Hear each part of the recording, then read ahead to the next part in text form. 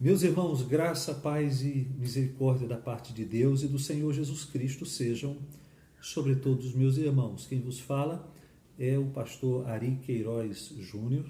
Eu sou pastor da Primeira Igreja Evangélica e Congregacional de Caruaru, cidade que fica no agreste pernambucano, uma igreja que no próximo dia 19 de agosto do ano corrente, de 2020, vai estar completando 121 anos desde os trabalhos primeiros que deram origem à sua organização.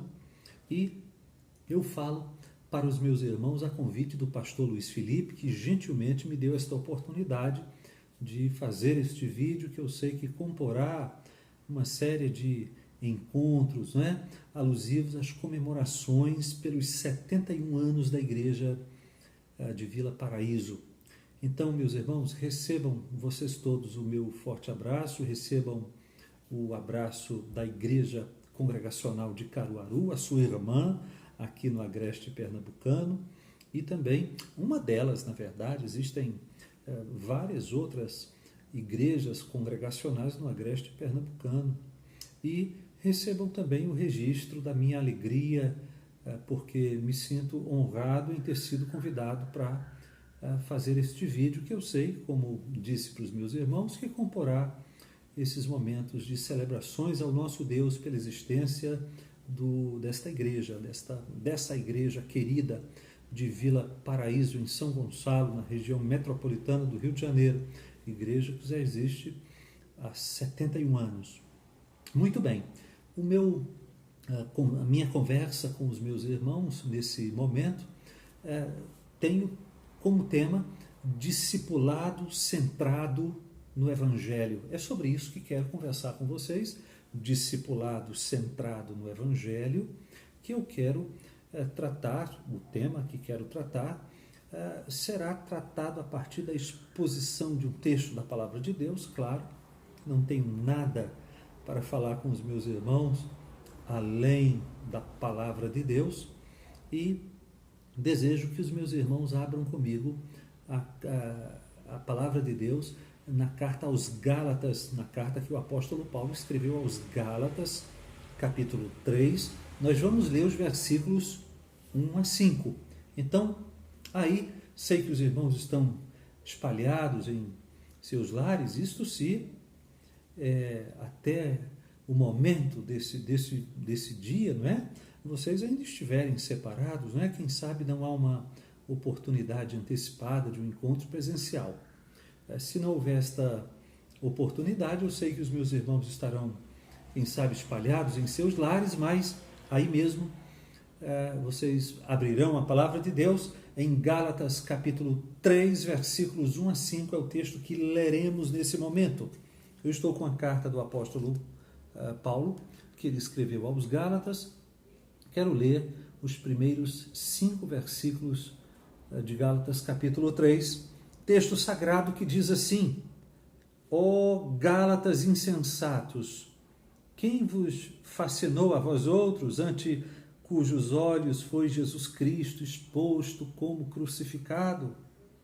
Quero apenas saber isto de vós: recebestes o Espírito pelas obras da lei ou pela pregação da fé?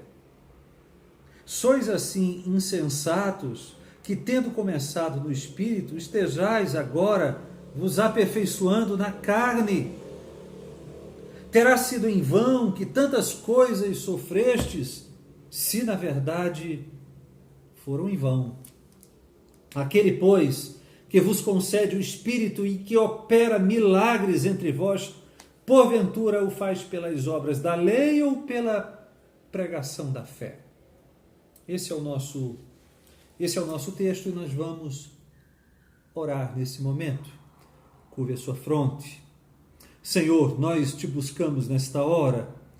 Eu faço neste exato momento, enquanto gravo o vídeo, os meus irmãos no seu próprio momento. Mas, sim, Senhor, com um só coração nós te buscamos e suplicamos que a palavra de Deus, que a exposição da palavra de Deus nos seja dada de maneira clara e acompanhada do poder do teu Santo Espírito. É o que nós oramos humildemente, pedindo a Ti, em nome de Jesus Cristo. Amém e amém. Meus irmãos, o meu tema é discipulado centrado no Evangelho. E quero tratar desse tema a partir da exposição de Gálatas capítulo 5, versículos 1, capítulo 3, versículos 1 a 5, o texto que já li para os meus irmãos. Agora, é importante conhecer um pouco sobre a carta do apóstolo Paulo aos Gálatas, o seu contexto e a sua mensagem, para nós finalmente chegarmos no capítulo 3. É provável que Paulo tenha escrito sua carta aos Gálatas em algum momento do ano 49 do primeiro século da era cristã. Ele havia feito uma viagem que tem sido chamada de primeira viagem missionária. Ele fez esta viagem ao sul da Galácia, ocasião em que plantou e organizou as igrejas de Listra, Icônio e Antioquia da Pisídia, conforme Atos 14, versículos 21 e 22. De volta a Antioquia da Síria, a igreja, a cidade da igreja que o havia enviado, o apóstolo Paulo soube que depois da sua partida da Galácia do Sul, alguns pregadores judeus andaram por lá e andaram semeando um ensino estranho, um ensino novo de alguma forma, mas muito perigoso. Esse ensino, precisamos ser francos, não era totalmente diverso à primeira vista. A diferença, a olhos desavisados, era muito sutil. Provavelmente, estes mestres judeus, que têm sido chamados de judaizantes, diziam de plano que Paulo não era um apóstolo, pelo menos não no mesmo nível dos 12, porque ele havia sido vocacionado após a morte, ressurreição e ascensão de Jesus. Quanto ao ensino do apóstolo Paulo, os judaizantes pregavam que Paulo não estava totalmente errado, mas que a mensagem dele era incompleta, faltavam alguns detalhes importantes na mensagem do apóstolo Paulo e que esses mestres judeus, os judaizantes, estavam ali para corrigir. O ensino dos judaizantes afirmava basicamente que para que uma pessoa viesse a se acertar com Deus, a ser aceita por Deus e a gozar do favor de Deus, seria necessário fé em Cristo, sem dúvida, mas fé em Cristo acrescida da observância de pelo menos alguns aspectos da lei cerimonial mosaica. Os aspectos mencionados na carta são basicamente 3: a circuncisão, o calendário judaico, sobretudo a observância do sábado, e a permanência nos limites da dieta judaica.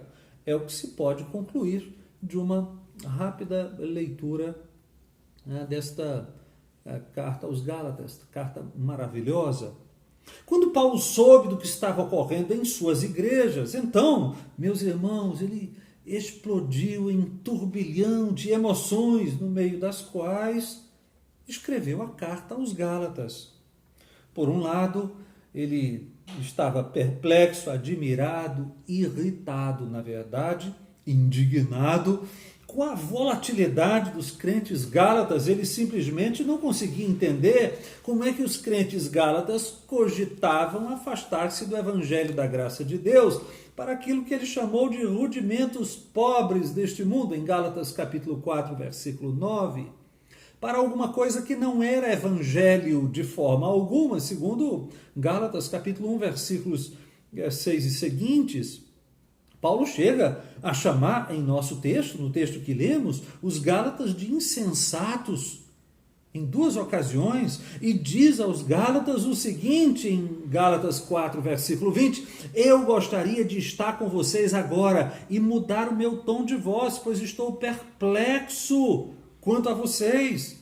Paulo, inclusive, receava de haver se esforçado inutilmente, conforme o capítulo 4, versículo 11, e afirma que está novamente, na medida em que escreve a carta aos Gálatas, sentindo novas dores de parto por aquela igreja. Então, Aqui nós temos um cenário de indignação, de irritação, de impaciência com relação à volatilidade, não é? Com relação à fragilidade dos crentes gálatas. Agora, por outro lado, contra os judaizantes, Paulo está inflamado também, mas de uma ira santa, digamos, de uma ira piedosa. Ele diz, por exemplo, que esses judaizantes não são nada mais do que perturbadores e pervertedores do evangelho de Jesus, conforme Gálatas capítulo 1, versículo 7, Paulo chama estes judaizantes de falsos irmãos, capítulo 2, versículo 4, se revolta porque eles andaram enfeitiçando os crentes da Galácia, capítulo 3, versículo 1, nós vamos voltar a esse versículo, não é? E então Paulo chega a proferir alguns anátemas contra os conturbadores do evangelho, conforme Gálatas capítulo 1, versículo 9, depreca-lhes inclusive uma condenação, capítulo 5, versículo 10, aquele que os perturba, seja quem for, sofrerá condenação. E no capítulo 5, versículo 12, ele traz esta outra estranha, digamos assim, digo estranha porque carece de uma explicação, de uma interpretação que nós não vamos tratar agora, mas o capítulo 5, versículo 12, ele diz: quanto a esses que os perturbam, quem dera que se castrassem. A irritação, a indignação, a ira, a perplexidade de Paulo são plenamente compreensíveis, meus irmãos, quando nós passamos a enxergar sob a ótica do apóstolo. Primeiro, a sua autoridade estava sendo solapada pelos judaizantes, como eu expliquei para os meus irmãos há instantes. Agora, digamos, este questionamento da autoridade apostólica de Paulo estava trazendo prejuízo, e isso sim era o que pesava no coração do apóstolo, estava trazendo prejuízo à compreensão do evangelho. E quando o evangelho está em jogo, o apóstolo simplesmente não admite discussão a respeito. Para Paulo, não se pode, ainda que sutilmente, acrescentar à simples fé em Jesus Cristo um algo mais, sem causar uma completa perversão da verdade. A suficiência de Cristo, meus irmãos, só é afirmada quando nós afirmamos o sola gratia, o sola fide, o solus Christus. Então, Cristo só é totalmente pregado no Evangelho e esclarecido ou explicado ou apresentado como todo suficiente na base do somente pela graça, somente pela fé, somente Cristo, os princípios basilares da reforma protestante. Eu sei que os meus irmãos sabem disso. Cristo e algo mais equivale à anulação completa da graça de Deus, à inutilidade da cruz de Cristo, a permanecer debaixo da maldição, a cair da graça. São todas expressões desse texto maravilhoso que é a carta de Gálatas, Gálatas capítulo 2, versículo 21, capítulo 3, versículo 10, capítulo 5, versículos 12 a 4. Esses textos trazem as expressões que acabei de citar para vocês. Agora, essa urgência do apóstolo, digamos, explica, né, a ausência das suas costumeiras ações de graças. Os meus irmãos sabem que das 13 epístolas paulinas, praticamente todas têm uma sequência do tipo introdução, não é? Em que ele se apresenta, faz a menção dos destinatários com um envio de saudação, e que esta introdução é seguida por um parágrafo de ação de graças. A carta aos Gálatas é uma das duas únicas que não possui essa seção de ação de graças. Depois da introdução, o apóstolo já adverte aos Gálatas quanto à impossibilidade de revisão mínima que seja do Evangelho de Jesus. Capítulo 1, versículo 8, por exemplo, ele diz: mas ainda que nós, ou mesmo um anjo vindo dos céus, vos pregue evangelho, que vá além do que vos temos pregado, seja anátema. Seja anátema. Em seguida, o apóstolo defende a origem divina do evangelho a partir das suas próprias experiências, da sua conversão, do seu frutífero ministério antes de qualquer contato com os apóstolos, dos seus encontros com os apóstolos em Jerusalém e mesmo de um confronto muito duro que ele e Pedro tiveram em Antioquia. Todo esse texto autobiográfico para a defesa da origem divina do Evangelho está em Gálatas capítulo 1, versículo 10, até o capítulo 2, versículo 21. Ora, quando nós chegamos no capítulo 3, o apóstolo se volta para tratar com os crentes da Galácia, agora fazendo-os refletirem sobre como eles se converteram e como eles foram aceitos no favor de Deus. O que mesmo que ele está tentando demonstrar? Ele está tentando demonstrar que não faz sentido que os crentes da Galácia abandonem o Evangelho de Jesus por conta desta mensagem sedutora dos tais judaizantes. Paulo está querendo demonstrar que mesmo a partir da própria experiência dos próprios Gálatas, não fazia sentido que eles abandonassem o evangelho da graça de Deus, o evangelho que comunica que o pecador é justificado pela graça de Deus, pela fé somente. E abandonar o evangelho da graça de Deus, o evangelho da justificação pela fé somente, para abraçar preceitos, detalhes e preceitos do cerimonial judaico para crescer desse modo em Cristo, isso não fazia sentido nenhum. E isto será argumentado a partir da experiência dos próprios Gálatas, e esse é o teor do nosso texto. Então, em nosso texto, eu estou em Gálatas capítulo 3, eu quero que vocês fiquem sempre com a palavra de Deus aberta aqui. Em Gálatas capítulo 3, a partir do versículo 1, versículos 1 a 5, Paulo revela a sua preocupação, o seu interesse pela vida dos Gálatas e os alerta quanto à insensatez da apostasia com a qual eles estão a flertar. Vocês podem perceber que em Gálatas capítulo 3, versículos 1 e 3, nós temos duas ocasiões em que os crentes da Galácia são chamados de insensatos, de serem pessoas faltos de bom siso, não é? Serem pessoas sem entendimento, pessoas destituídas de capacidade madura de julgamento. A razão de uma palavra tão severa, e eu diria para os meus irmãos, é mais do que justificável. Note que eu estou observando com você que em Gálatas capítulo 3, versículos 1 a 5, um texto tão pequeno, nós temos esta irritação do apóstolo Paulo, esta indignação, esta santa indignação, esta santa piedade, descrita na medida, ou exposta na medida em que ele, por duas vezes, em duas ocasiões, diz que os Gálatas são insensatos, ou pelo menos sugere.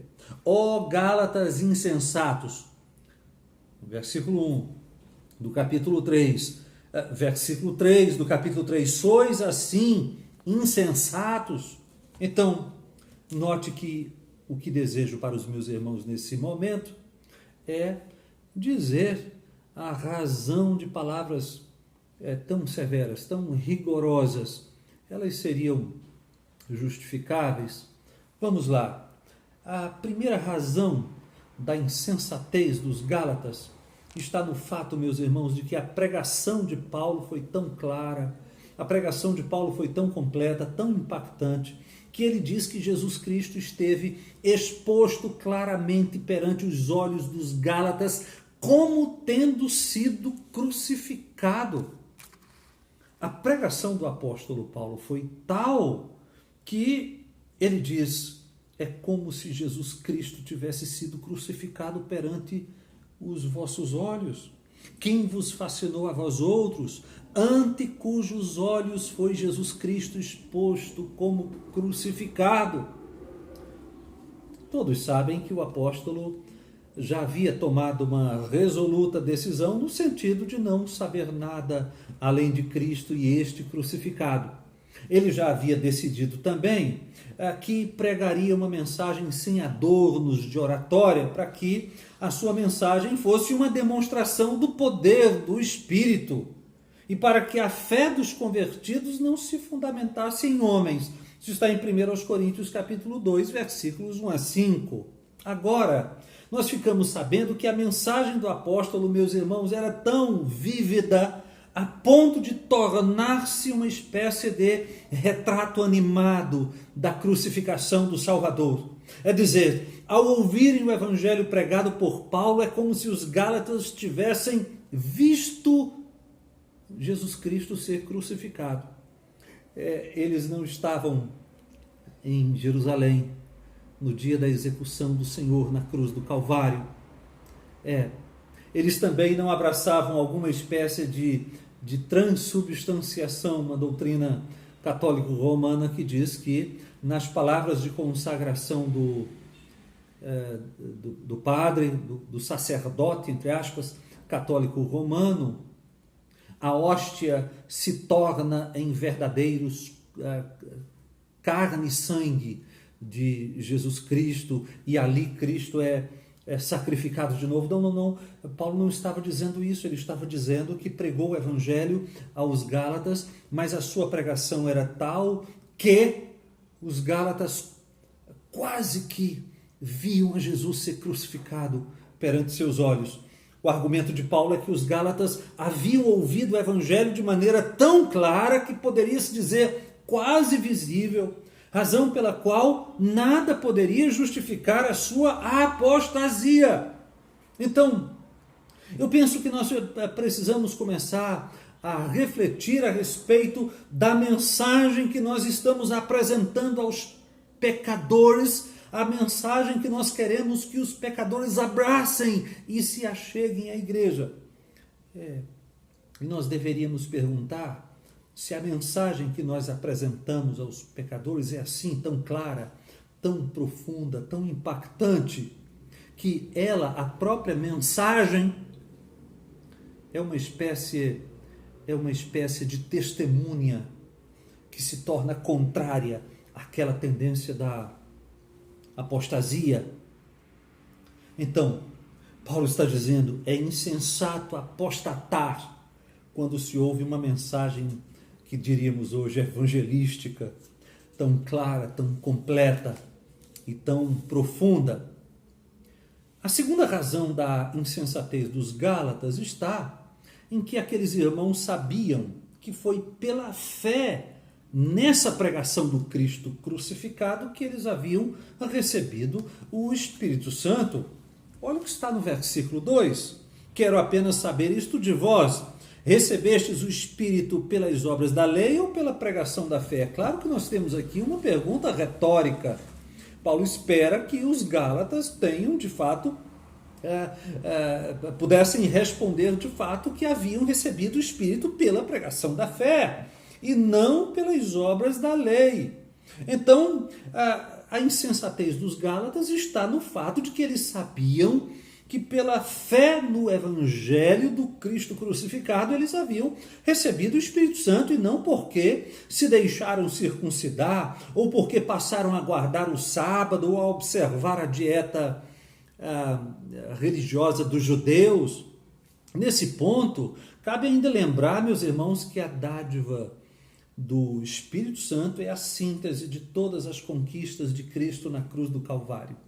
O que eu estou querendo dizer é que Cristo conquistou-nos o Espírito. Cristo venceu na cruz do Calvário para nos dar o Espírito Santo, a pessoa divina que realiza no coração dos eleitos todas as conquistas da redenção que há em Cristo. Portanto, o que Paulo está dizendo é algo de muita gravidade. É como se dissesse, por que vocês estão se afastando da justificação pela fé somente, se foi pela fé somente que vocês receberam a aquilo ou aquele que Cristo lhes conquistou? Como é que vocês estão abrindo mão daquilo que Cristo lhes conquistou, cuja síntese é o Espírito? Quanta insensatez, Gálatas! A terceira razão da insensatez dos Gálatas, nós podemos caminhar até o versículo 3 do nosso texto. Ela consiste no fato de que os crentes da Galácia, sabedores que haviam recebido o Espírito pela fé no Evangelho que ouviram, versículo 2, de repente, inexplicavelmente, eles passaram a desejar ser aperfeiçoados pelo esforço próprio. Está aqui no versículo 3. Sois assim insensatos que, tendo começado no Espírito, estejais agora vos aperfeiçoando na carne. Vocês começaram pela fé no Evangelho, o que corresponde a terem começado no Espírito, porque vocês receberam o Espírito porque creram no Evangelho. E assim vocês deveriam crescer. Vocês deveriam crescer do modo como começaram, mas inadvertidamente.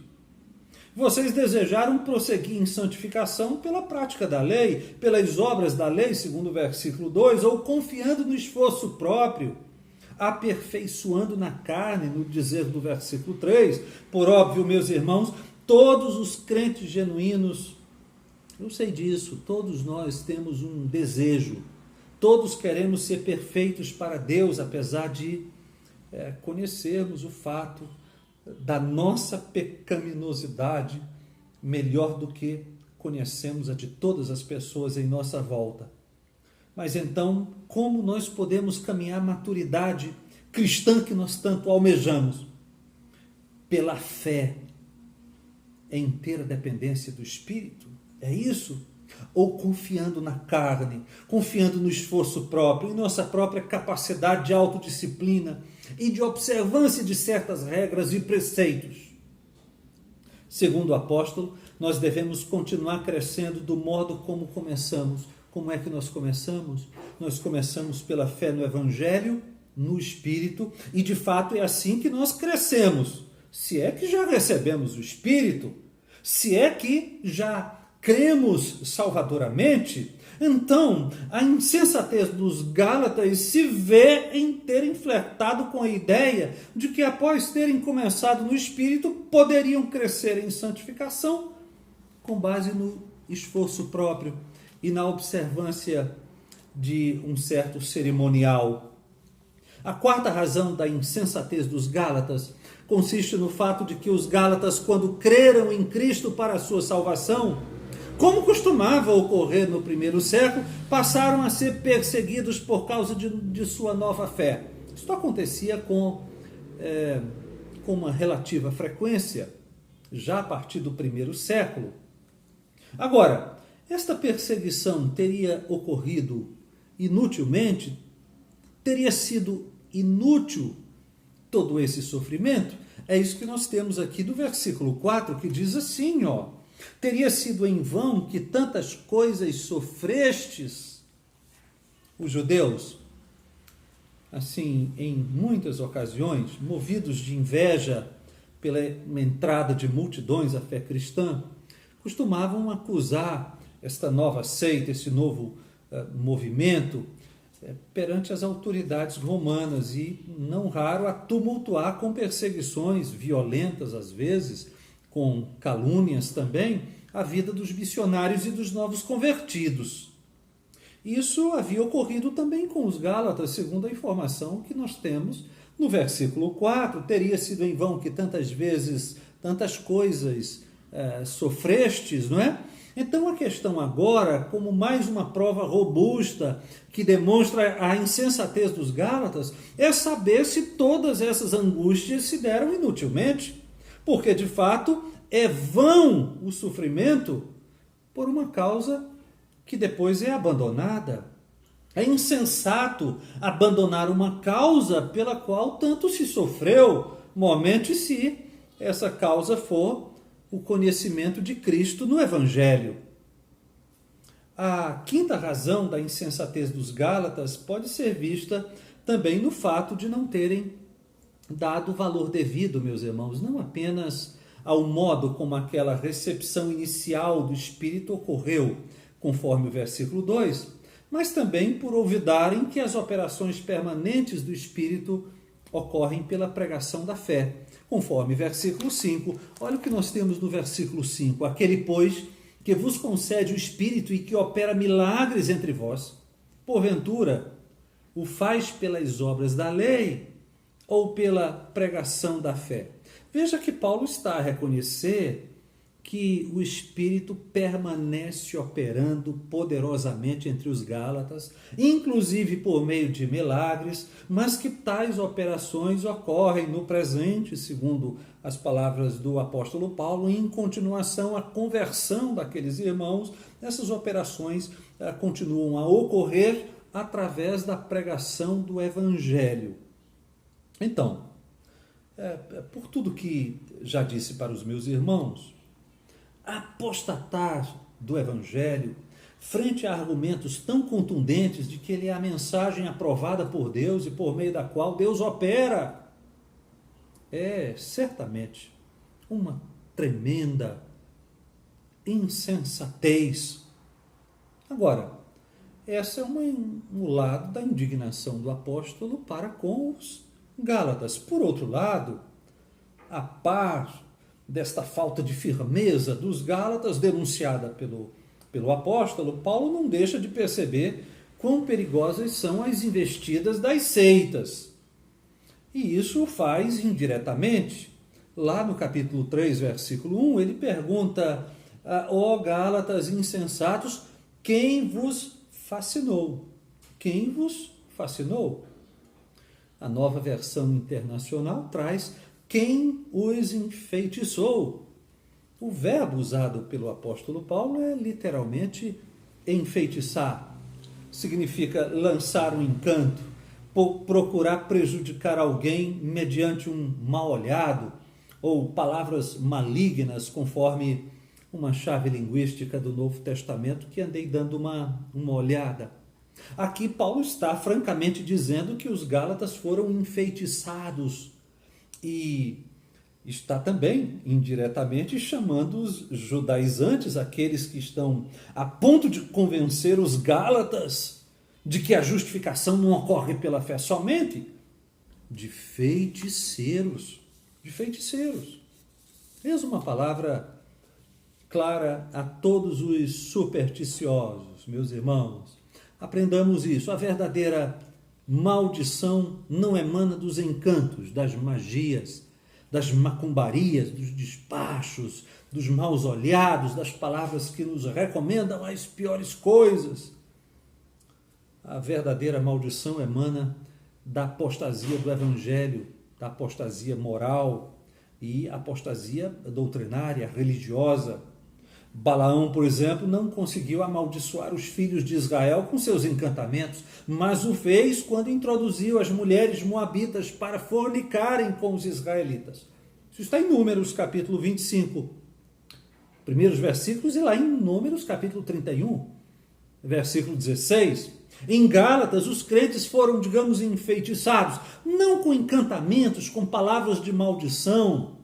Lá na Galácia do Sul, os crentes foram enfeitiçados através de um ensino que lhes convenceu, ou quase lhes convenceu, de que algo mais que a simples fé no Salvador Todo-Poderoso é necessário para a salvação.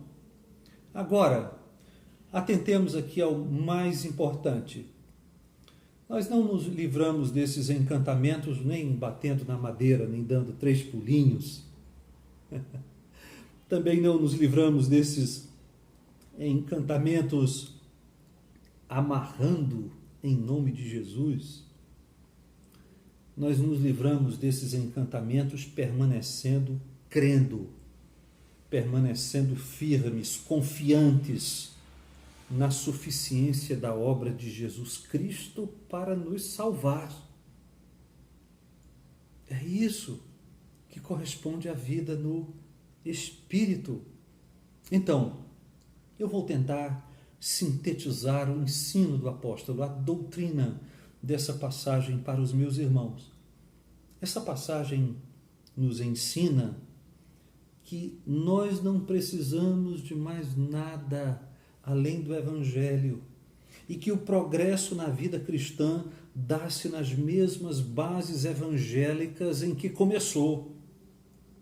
Como é que começou? Como é que nós começamos a caminhada? Pela fé no Cristo crucificado. Pela fé somente no Cristo. Abandonar o Evangelho para confiar no esforço próprio é tanto uma prova de tremenda insensatez quanto do poder sedutor das seitas. Eis a doutrina do apóstolo nesta passagem. A partir desta doutrina e deixando esta doutrina muito clara, eu quero então caminhar para os meus momentos finais e quero destacar para os meus irmãos algumas lições que nós podemos colher do texto e da doutrina do apóstolo ensinada na passagem. Em primeiro lugar, fixemos isto. Paulo dispõe de maneira muito clara sobre a relação indissociável entre o Espírito Santo e o Evangelho. Talvez, melhor ainda, entre o Deus que é uma trindade de pessoas e o Evangelho. No Evangelho, Cristo é exposto como crucificado, versículo 1. No Evangelho, Deus dá continuamente o Espírito e opera milagres, versículo 5.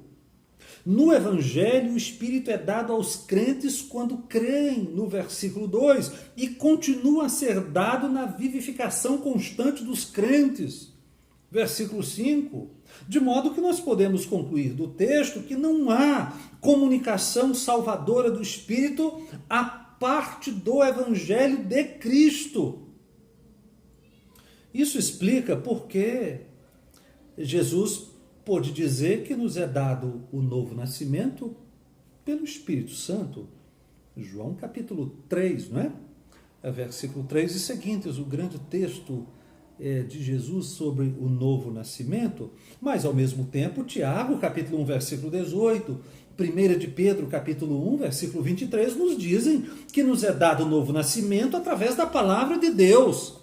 Então, a relação entre o Espírito e a palavra é indissociável. A palavra é a espada do Espírito, conforme Efésios capítulo 6, versículo 17. Por outro lado, segundo João 14, versículo 17, o Espírito Santo é o Espírito da verdade.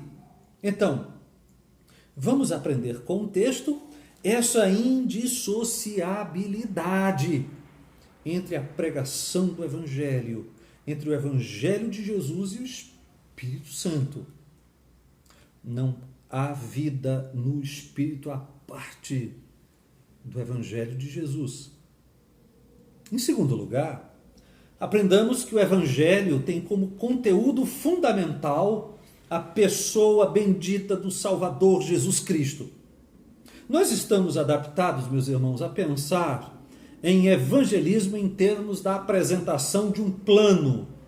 E isso não é de todo sem propósito ou sem razão, mas verdadeiramente, mais apropriadamente, evangelizar é falar mais de uma pessoa do que de um plano. Evangelizar é apresentar Cristo. Cristo é o Evangelho. Não por acaso, em Atos capítulo 5, versículo 42, se diz que os cristãos nunca paravam de ensinar e de pregar Jesus, o Cristo. A palavra usada ali é evangelizar. Os cristãos nunca paravam de evangelizar Jesus, o Cristo. Semelhantemente, o conteúdo do anúncio de Filipe ao eunuco era Jesus. Então, Filipe explicou e, começando por esta passagem da Escritura, anunciou-lhe Jesus, evangelizou-lhe Jesus, diz o texto original. Atos capítulo 8, versículo 35. Do mesmo modo, em Atos capítulo 11, versículo 20, Jesus é o conteúdo da mensagem daqueles que ousadamente evangelizaram os gregos.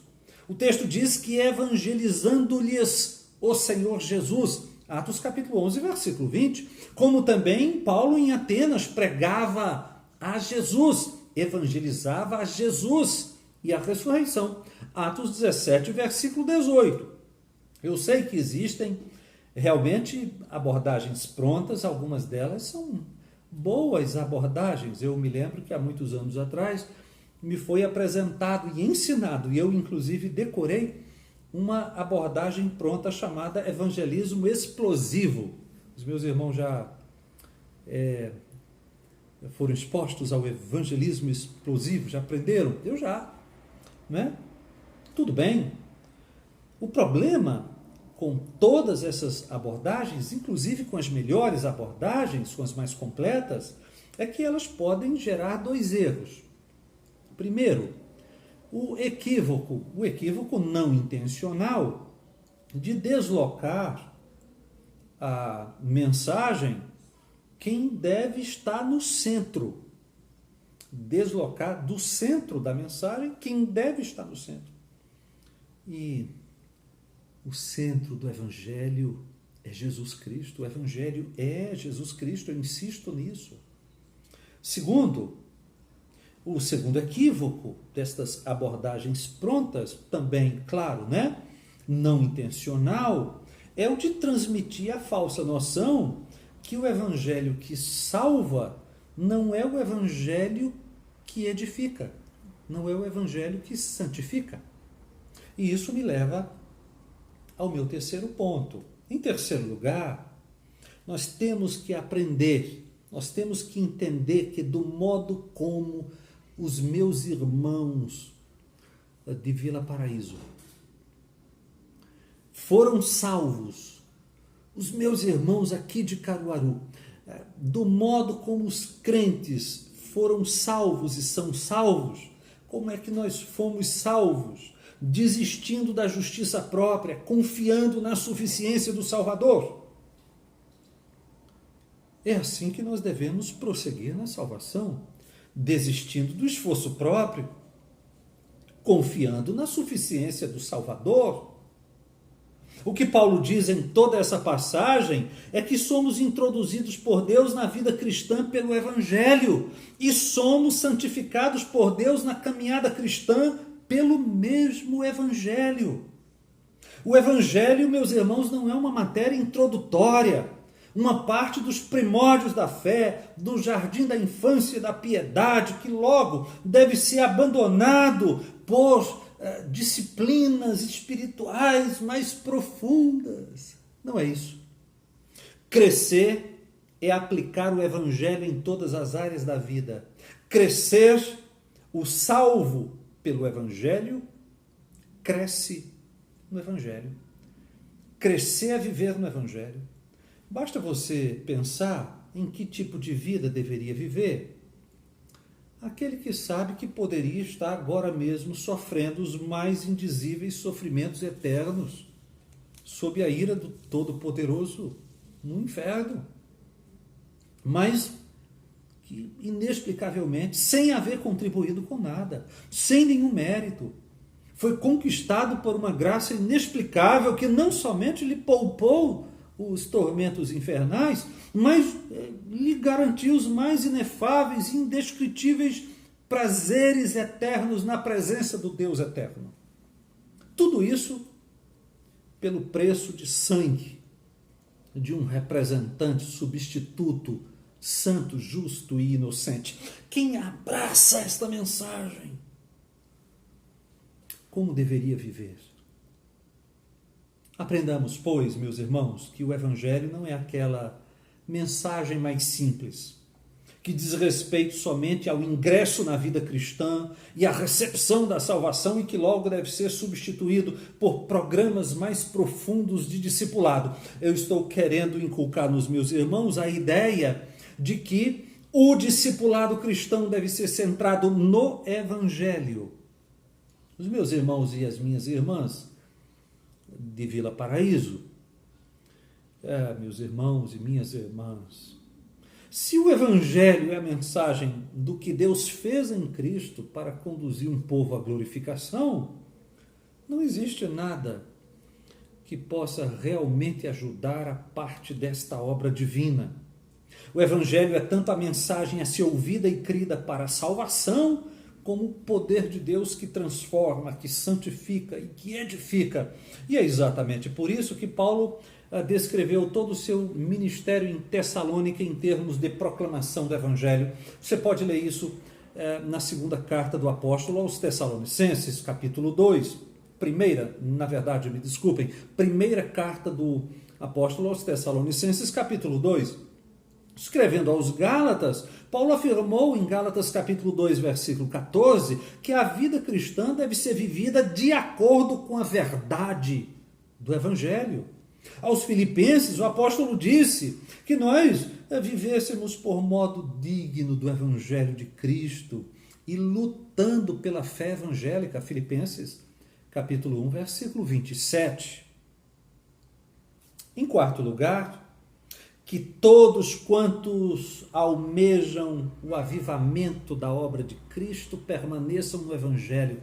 Os meus irmãos esperam um avivamento tremendo em sua própria geração a esta igreja que caminha para um estado aparente de morte.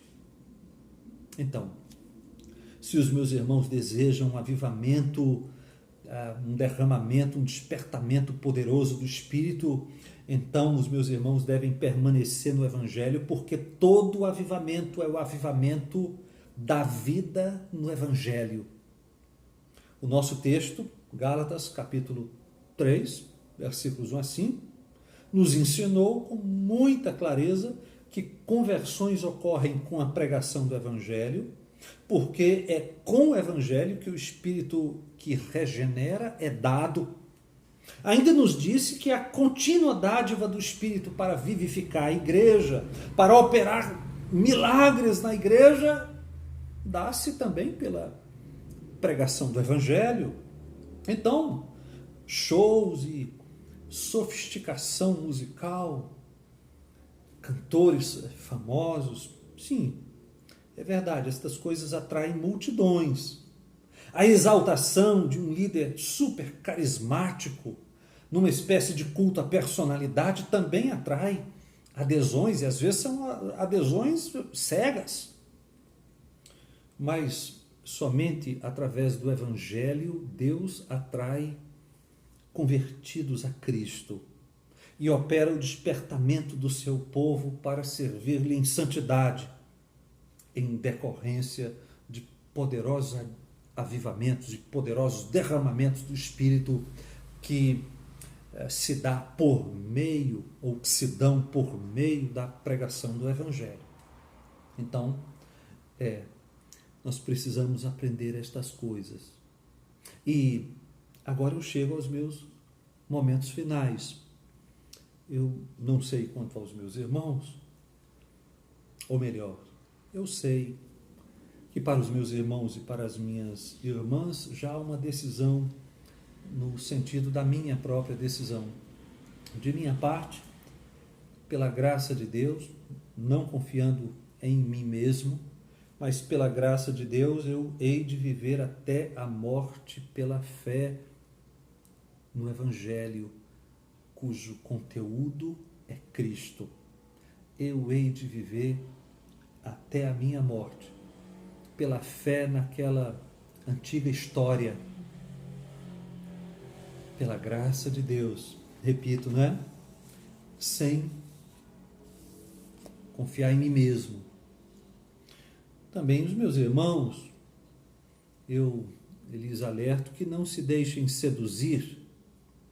Os Gálatas foram capazes de sofrer muito pelo Evangelho, sem jamais pensar em desistir dele.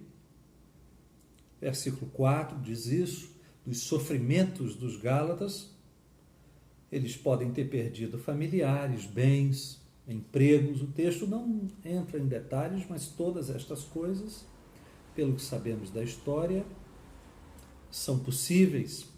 E eles viveram tudo isso sem jamais deixar-se desfalecer e convencer a que retrocedessem da confissão que fizeram, mas quando foram premidos por uma seita com argumentos sagazes, sedutores, eles quase sucumbiram. Então isto parece provar que o feitiço de uma seita é mais poderoso que a dor de um sofrimento.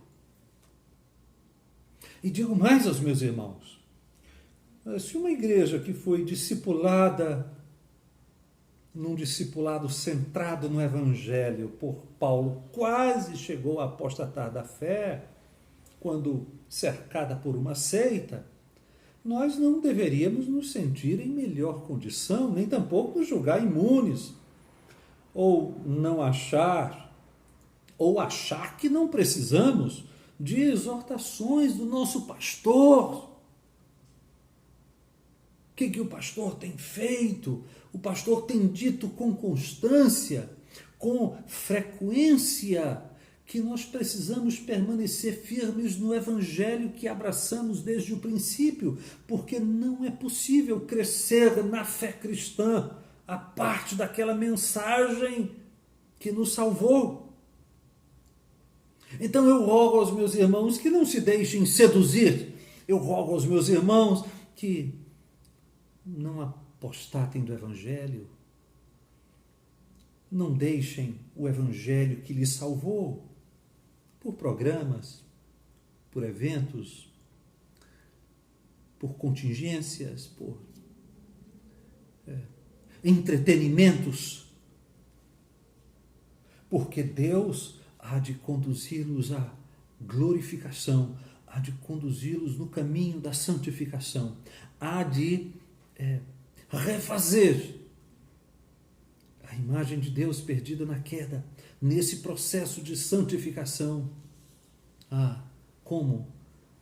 Por meio do Evangelho de Jesus. E eu quero pedir aos meus irmãos que vocês verifiquem se vocês têm um pastor que tem se esforçado, se esmerado em pregar o Evangelho de Jesus. E se esse é o caso, então deem graças a Deus por ele e aceitem a palavra do seu pastor. E eu digo mais, os sedutores mais perigosos não estão vindo do satanismo, nem dos centros de Umbanda. Os sedutores mais perigosos estão dentro da comunhão de vocês. E vocês os chamam de irmãos. Eis o perigo da sedução do erro religioso. A minha palavra final para os meus irmãos, e aqui eu completo a minha fala, é simplesmente advertindo sobre o que disse. Como os meus irmãos foram justificados? Os meus irmãos foram justificados porque deixaram de confiar em si mesmos e confiaram na suficiência de Jesus e da sua obra. Como é que os meus irmãos chegarão até a reta final? Aprofundando esta mesma mensagem, vivendo as implicações desta mensagem, não trocando-a por algum novo conteúdo. Não há um novo conteúdo, porque o Evangelho de Jesus é todo suficiente para nos conduzir no processo de santificação. É aqui que eu termino. Vamos orar nesse momento. Senhor, nós te damos ações de graças por Jesus Cristo. Te damos ações de graças pelo Evangelho de Jesus, pelo Evangelho cujo conteúdo é Jesus. Eu intercedo nesse momento pela Igreja Congregacional de Vila Paraíso.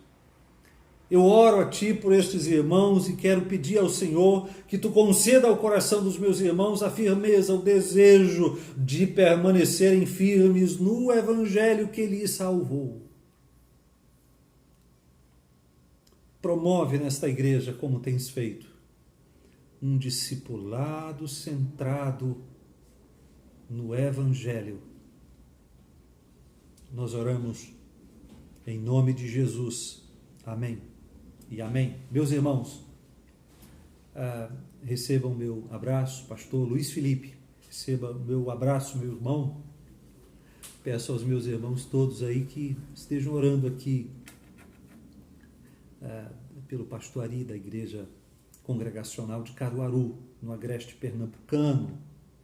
E não esqueçam, por favor, de orar por mim, pela Igreja de Caruaru. Nós também, como vocês, estamos passando dias difíceis no momento em que gravo esta mensagem, não é?